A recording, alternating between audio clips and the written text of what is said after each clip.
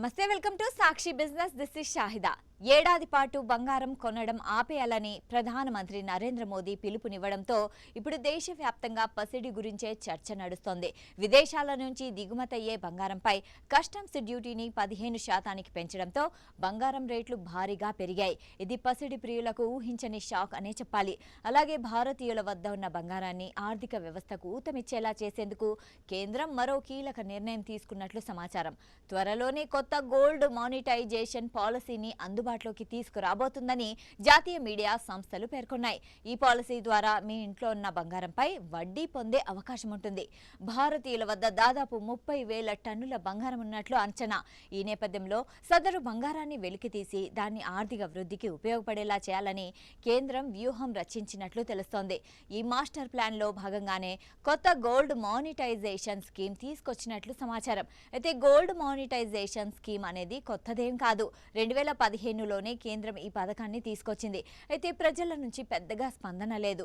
ఆ పథకానికి పలు కీలక మార్పులు చేసి కొత్త పాలసీని త్వరలోనే ప్రవేశపెట్టబోతున్నట్లు వార్తా కథనాల ద్వారా తెలుస్తోంది. ఈ స్కీమ్ ద్వారా మీ వద్ద ఎంత బంగారం ఉన్నా బ్యాంకులో పెట్టి వడ్డీ పొందొచ్చు. 1 గ్రాము, 10 గ్రాములు ఇలా ఎంతైనా డిపాజిట్ చేయవచ్చు. అంటే ఫిక్స్డ్ డిపాజిట్ మాదిరిగా ఈ స్కీమ్ పనిచేస్తుంది. గతంలో మాదిరిగా కాకుండా ప్రజలను ఆకర్షించేందుకు బంగారం డిపాజిట్లపై వడ్డీతో పాటు పన్ను మినహాయింపులు సైతం కల్పించాలని కేంద్రం భావిస్తున్నట్లు తెలుస్తోంది. ఈ స్కీమ్ ద్వారా 2,000 టన్నుల వరకు బంగారం డిపాజిట్ చేసేలా చూడాలని కేంద్రం ప్లాన్ చేస్తోందట. కనీస డిపాజిట్ వచ్చినా వచ్చే 3 ఏళ్ల వరకు మన దేశంలో బంగారం దిగుమతి అవసరమే ఉండదని కేంద్రం భావిస్తుంది. ఇప్పటికే ఉన్న గోల్డ్ మానిటైజేషన్ పాలసీలో కీలక మార్పులు చేయాలని ఆర్థిక శాఖ కసరత్తు ప్రారంభించింది. గోల్డ్ మానిటైజేషన్ స్కీమ్ అంటే చాలా మంది తమ బంగారాన్ని ఇంట్లోని బీరువాలో లేదా బ్యాంకు లాకర్లలో దాస్తుంటారు. బ్యాంకు లాకర్లలో దాస్తే భద్రత ఉంటుంది. అందుకు కొంత ఛార్జీ చెల్లించాలి. అయితే ఈ సమస్యకు పరిష్కారంగా కేంద్రం గోల్డ్ మానిటైజేషన్ స్కీమ్ 2015 నవంబర్లో తీసుకొచ్చింది. ఇంట్లో పడి ఉండే బంగారాన్ని ఆర్థిక వ్యవస్థలోకి తీసుకొచ్చి ఉత్పాదకతను పెంచడమే ఈ స్కీమ్ ఉద్దేశం.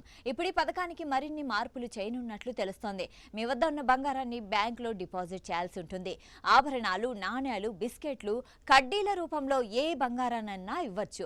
అయితే ఆభరణాల్లోని రాళ్లు, ఇతర లోహాలను తొలగించి స్వచ్ఛమైన బంగారాన్ని మాత్రమే పరిగణనలోనికి తీసుకుంటారు. మళ్ళీ మీకు కావాల్సిన మీ బంగారం కాకుండా అప్పటి ధరతో ఉన్న బంగారాన్ని ఇస్తారు.